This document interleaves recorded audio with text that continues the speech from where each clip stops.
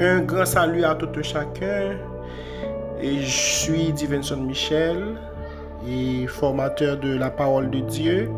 Aujourd'hui, on va parler de la cupidité en référence en 2 Corinthiens chapitre 5 verset 10 à 11 et chapitre 6 verset 10.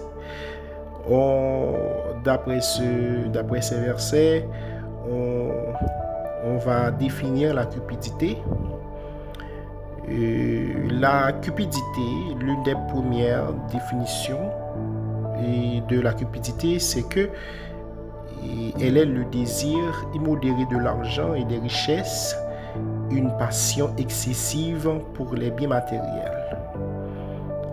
Elle représente l'esprit du monde, la nature de la chair et la caractéristique des ans déchus. C'est un élément du fruit défendu dans le jardin d'Éden qui pousse l'homme à désirer ce que Dieu lui a interdit. Selon Genèse chapitre 2, verset 16 à 17 et chapitre 3, verset 2 à 3 et selon 1 Jean chapitre 2, verset 15 à 16. Maintenant, on va voir les manifestations de la cupidité et les comportements des personnes cupides. En d'autres termes, une personne cupide aime demander sans cesse de l'argent, des biens matériels, des bijoux, du luxe, emprunter souvent sans rendre, voler ou tromper, acheter à crédit sans intention de payer, mentir pour obtenir un gain, tuer pour l'argent, manipuler les autres pour un intérêt personnel, faire des excès et se mêler des affaires des autres, être obsédé par les biens d'autrui, tout garder pour elle-même, vendre son corps et ses enfants pour de l'argent.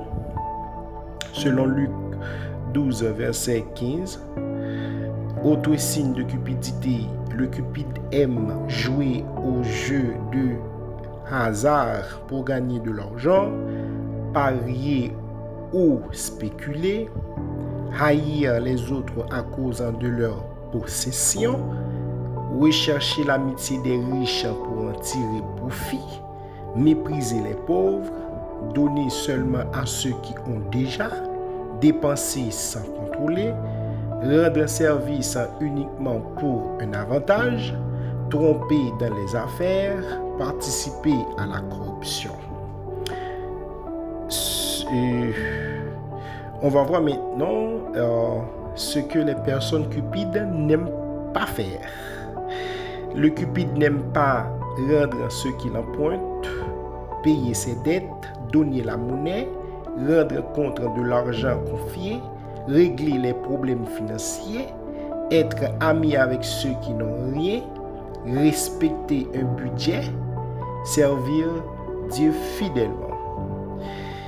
Et selon Matthieu chapitre 6 verset 24, la Bible dit: nul ne peut servir de maître, ou vous ne pouvez servir Dieu et Mammon. Maintenant, on va toucher la conséquence de la cupidité. La cupidité conduit à l'idolâtrie, car celui qui aime l'argent finit par adorer l'argent à la place de Dieu. Selon Colossiens 3, verset 5, Matthieu chapitre 19, verset 23. Par conclusion, la cupidité est une racine du mal qui éloigne l'homme de Dieu et le pousse à violer ses commandements. Le croyant doit apprendre à se contenter de ce qu'il a et à placer sa confiance en Dieu plutôt que la richesse. En référence, selon Hébreux chapitre 13, verset 5. Que Dieu vous bénisse.